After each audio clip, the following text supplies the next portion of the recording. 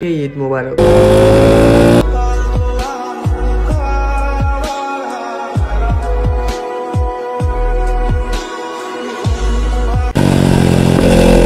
আসসালামু আলাইকুম, সবাইকে ঈদ মোবারক। তো চলে আসলাম মসজিদে সকাল সকাল ঈদের নামাজ পড়তে। আর এখানে এসে দেখি প্রচুর মানুষ। তো আমরা মসজিদের বাইরে নামাজ পড়বো, মসজিদের ভিতরে আর যেতে পারলাম না। সো আমি আসতে দেরি হয়ে গেছে, সেই কারণে আর মসজিদে ঢুকতে পারলাম না। মসজিদের ভিতরে মানুষ অলরেডি ফুল হয়ে গেছে। তো আমি একা আসি নাই, সাথে আমার ফ্রেন্ডও আসছে। নামাজ পড়ার পর আমরা দুই বন্ধু মিলে সারাদিন ঘোরাঘুরি করব বাইক নিয়ে। যেহেতু আজকে ঈদের দিন, আমাদের কোনো কাজ নাই, শুধু একটাই কাজ, ঘোরাঘুরি করা। আর এই ভিডিওতে আপনারা দেখতে পারবেন আমরা দুই বন্ধু মিলে আজকে সারাদিন কোথায় কোথায় ঘুরলাম। আর বাই দ্য ওয়ে, আমরা দুই বন্ধু এক কোম্পানিতেই কাজ করি, আবার একই রুমেই থাকি।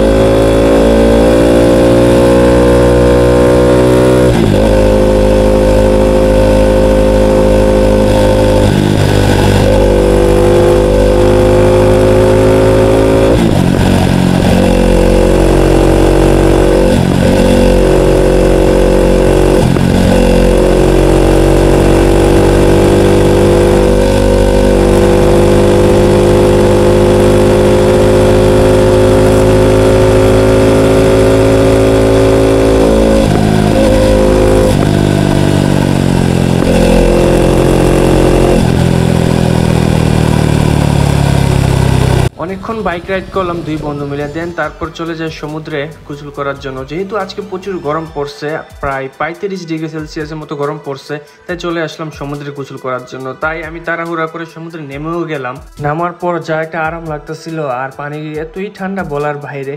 তারপর আমার ফ্রেন্ডকে বলতেছিলাম, তুইও তাড়াতাড়ি নাম, পানি খুবই ঠান্ডা, তোরও আরাম লাগবে গোসল দিতে। তারপর ও একটু ভয় পাইতেছিল, কারণ এখানে পাথরগুলো খুবই ধারালো।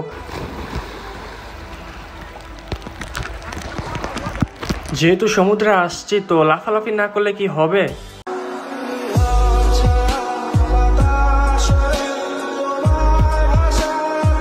দেন আমার ফ্রেন্ড এখানে ভয় পাইতেছিল, ও আমাকে বলতেছিল সমুদ্রে বড় মাছ নাকি ওকে এসে খেয়ে ফেলবে। সে কারণে সে তাড়াহুড়া করে পানির উপরে উঠে যাচ্ছে, বাট কোনোভাবেই সে পানির উপরে উঠতে পারতেছে না বড় বড় ঢেউর কারণে। আমি তাকে বুঝাচ্ছিলাম সমস্যা নেই, পানি নেমে থাক, বাট ও ভয় পাইতেছিল একটু। তো সে কষ্ট মষ্ট করে পানির উপরে উঠছে।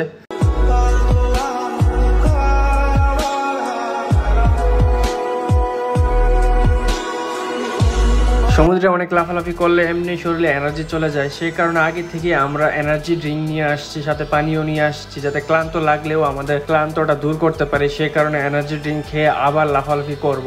ভাবছিলাম পানির তলে ভিডিও শুট করব, বাট আমরা যে জায়গায় আসছি সেই জায়গার পারে একটু পানি ঘোলা হয়ে আছে। দেন আমি আমার ফ্রেন্ডকে বললাম, চল একটু দূরে যাই। দূরে গেলে মনে করি একটু পানিটা অনেক পরিষ্কার, বাট আমার ফ্রেন্ড অনেক ভয় পায়, সেই কারণে সে আমার সাথে আসতে চায় না। তাই আমি একাই চলে গেলাম। তাই আমি নিজেই সাহস করে একটু দূরে যেতেছি। আর ওইখানে পানিগুলো অনেক ঠান্ডা, মানে পাড়ের যে পানি ঠান্ডা, তার চেয়ে দ্বিগুণ ঠান্ডা হচ্ছে একটু মাঝখানে। আমি সেখানে গিয়ে অনেক বড় বড় ঢেউ মোকাবেলা করি, তারপর আমি ভয় পেয়ে যাই, তারপর তাড়াহুড়া করে চলে আসি। এতে কোনো সমস্যা হয় নাই, বাট আস্তে আস্তে আমি খুবই ক্লান্ত হয়ে যাই।